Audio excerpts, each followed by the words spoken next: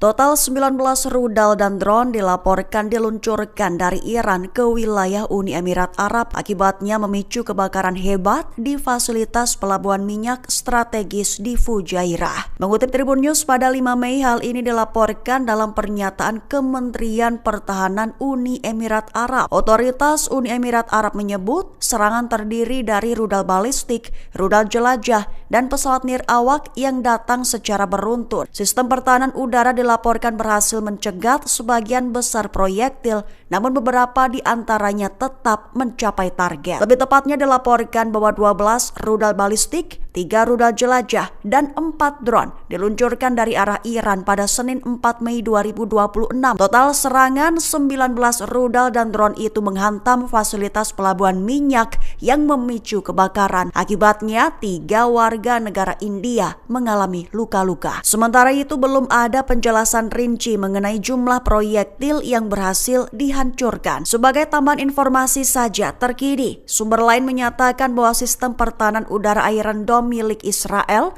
digunakan untuk membantu mencegat proyektil di wilayah udara Uni Emirat Arab. Hingga kini situasi di kawasan masih tegang dengan potensi eskalasi lanjutan yang terus membayangi Timur Tengah.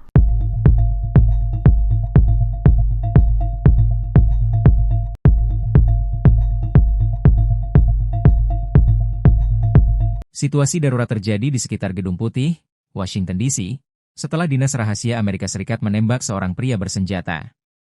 Insiden ini terjadi saat petugas menemukan individu mencurigakan yang membawa senjata api di sekitar perimeter luar kompleks Gedung Putih. Menurut pejabat Secret Service, pria tersebut sempat melarikan diri dan menembak ke arah petugas sebelum akhirnya dilumpuhkan. Tersangka kini dalam kondisi luka dan dirawat di rumah sakit di bawah penjagaan ketat aparat keamanan.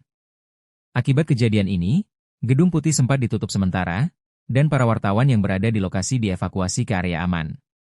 Pihak berwenang menegaskan, tidak ada indikasi bahwa insiden ini secara langsung menargetkan Presiden Donald Trump maupun iring-iringan Wakil Presiden J.D. Vance yang sempat melintas di area tersebut. Namun, aparat tetap meningkatkan kewaspadaan, terutama setelah beberapa insiden keamanan sebelumnya di ibu kota Washington DC. Saat ini, kepolisian setempat bersama Dinas Rahasia masih melakukan penyelidikan untuk mengungkap motif pelaku. Situasi kini telah terkendali, namun pengamanan di sekitar Gedung Putih diperketat.